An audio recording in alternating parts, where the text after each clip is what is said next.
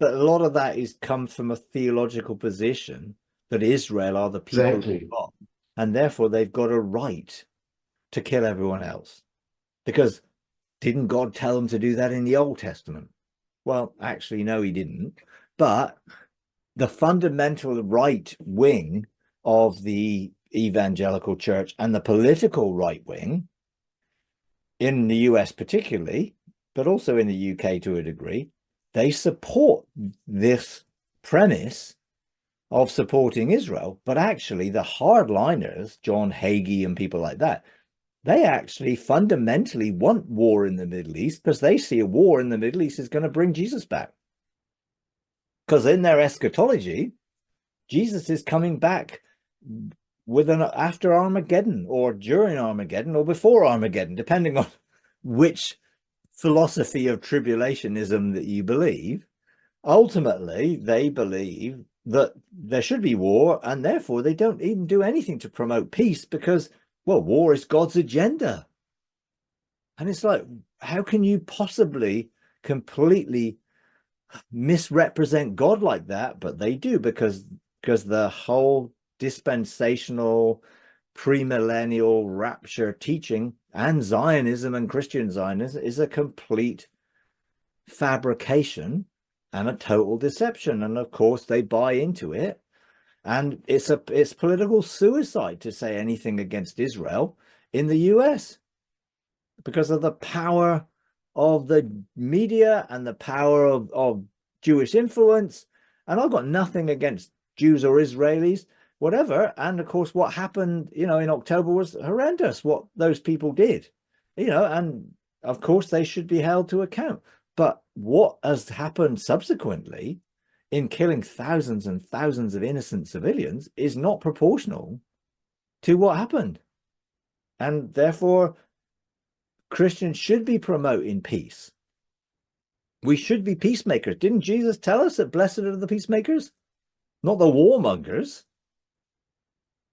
But, there's a theology that says that Israel is God's people. Israel were never God's people. If you look at Paul teaching, only those of faith of Abraham were God's people. And that has always been the same, those of faith. So today, there's only one people of God. There's only ever been one people of God.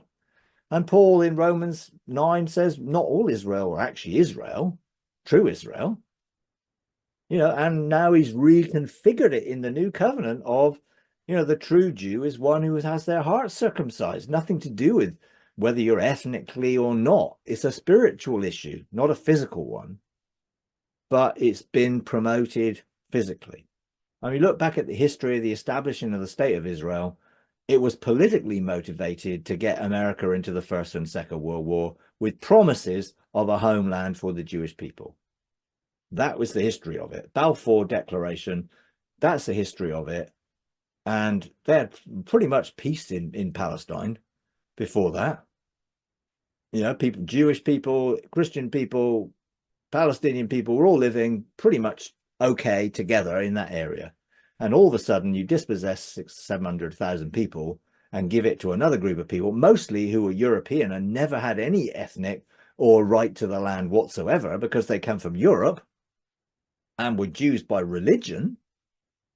Why suddenly should people fleeing Europe and Russia and all the other places suddenly have a whole land in Palestine? Well, that's where we started all these issues with the West backing that thing because they promised on the basis of political things. And Zionism and the original Zionists were the original terrorists. Look at what the Zionists did. They killed a lot of people to get their point over. They were known as terrorists. Now I'm against Zionism and political Zionism. I'm not against Jewish people. They've got a right to follow their religion if they want to, just as Muslims do and Hindus do and Buddhists do and whatever else. If they want to follow that, then they've got a right to do so. And do I believe that that's the answer and they're going to get to God? No, but I do believe that fundamentally they got a right. And if they want to follow Judaism, so be it. Let them follow it, Judaism. But Christianity is not Judaism plus Jesus. It is a new covenant, which is completely separate from the obsolete old covenant that ended. Now we're living in a new covenant. There's only one new man in Christ. There is only Jews and Gentiles together in one new man in Christ. So we don't call people Jews and Gentiles anymore from a Christian perspective. Paul said, now the wall of partition has been removed. Now there is only one new man in Christ. There aren't, and of course in Galatians it also talks about, well, there's no Jew nor Gentile, there's no bond or free, and there's no male or female in the kingdom. It's all one. We don't have these delineations anymore. If you enjoy these videos, would you please take a moment to like, comment, and subscribe? It really does help. Thank you very much.